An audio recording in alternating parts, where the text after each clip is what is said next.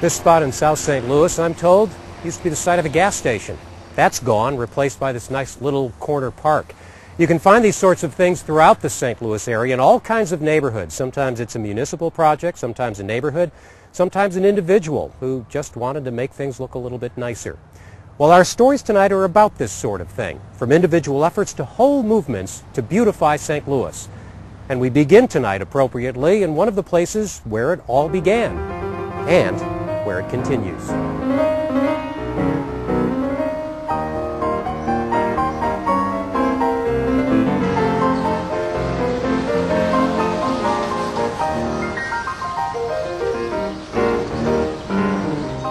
Just south of downtown, you'll find one of St. Louis's oldest neighborhoods, Lafayette Square. Beginning in the mid-1800s, St. Louisans who wanted to get away from the hustle and bustle of the riverfront moved to this neighborhood on a hill overlooking the city.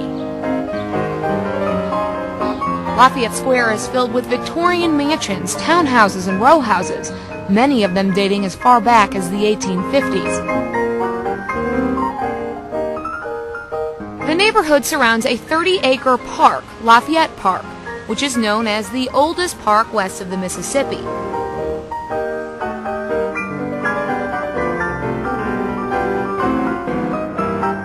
And according to historian and Lafayette Square resident Carolyn Wilmore, this land has never been privately owned by anyone.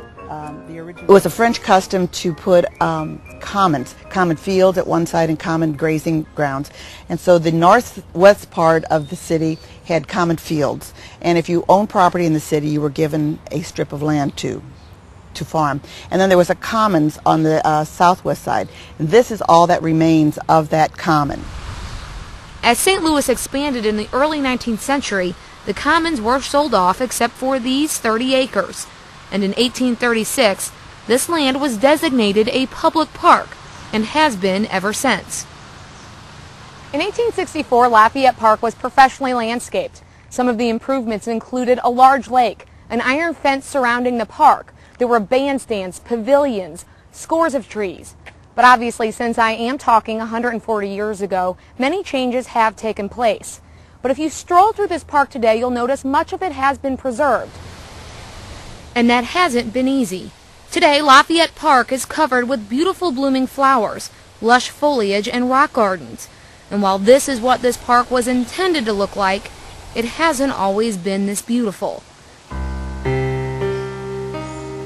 On May 27, 1896, St. Louis experienced Mother Nature at its worst. A tornado swept through the city, leaving 306 people dead, thousands injured and homeless. Lafayette Square and its park were hit hard, and the neighborhood began to change. Many of the houses around here were destroyed, so some people stayed and rebuilt their homes, and others just said, now it's time to go. And as I said, people were already starting to leave because the city was encroaching on this area. The combination of natural disasters and abandonment took its toll on Lafayette Square over the years, and its current beauty is thanks to the tireless efforts of those in the neighborhood.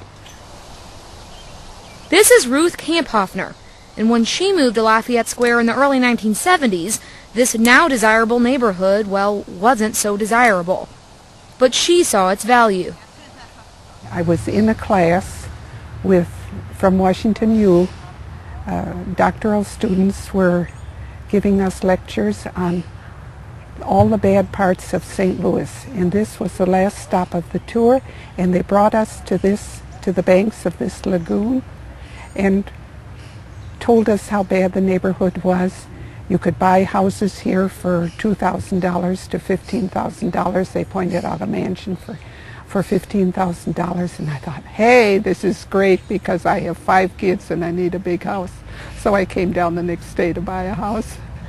Even after the class was about how bad of a neighborhood it was? That's right. And what was it like then when you moved in? There were no flowers. There was no landscaping. There were a great many boarded up houses. There were little urchins on the street, and also a great many people a little bit more disreputable than urchins, like winos and ladies of the night. I just think that's amazing that you still moved into this neighborhood despite its dangers. And didn't get one single juvenile delinquent out of the bunch. Well, congratulations. It does sound crazy that Ruth and her 5 young children moved into a neighborhood when most people had already moved out. But this is how revitalization happens. It starts with people. People like Ruth who have the patience and take the time to bring life back to our city's hidden treasures, even if the powers that be don't share the same vision. I was riding on a very special bus tour with city officials, and we were showing them the glories of Lafayette Square. And one of the officials said, "I think very soon Lafayette Square will be abandoned by the city and the park will become a truck stop." That was predicted by one of the city officials. Well, of course, that made us more determined not to have that happen. Ruth and other dedicated Lafayette Square residents organized their own restoration of their neighborhood. Ruth began with restoring property. She's actually developed and sold 15 homes in Lafayette Square. In the 1970s, the neighborhood was declared a National Historic District, and today the preservation and development of Lafayette Square is facilitated by the Lafayette Square Restoration Committee, a nonprofit organization. But the park, its amazing landscape and blooming flowers, is what it is today because of the grassroots efforts of Ruth and her friends.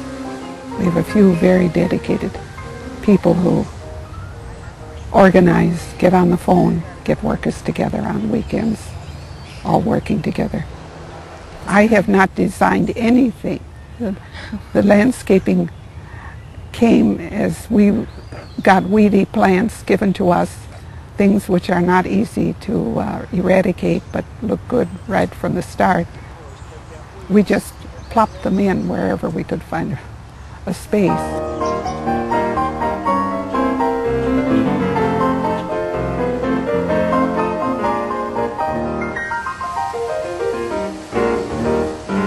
In addition to new flowers, these neighbors are working hard to bring back the look of the original park. They've discovered a lost rock art and are recreating lost architectural features. There is a lesson here. No matter how hopeless or desperate a situation may seem, with the right amount of dedication, you can make a difference. Oh, it has just reversed itself, yes, yes.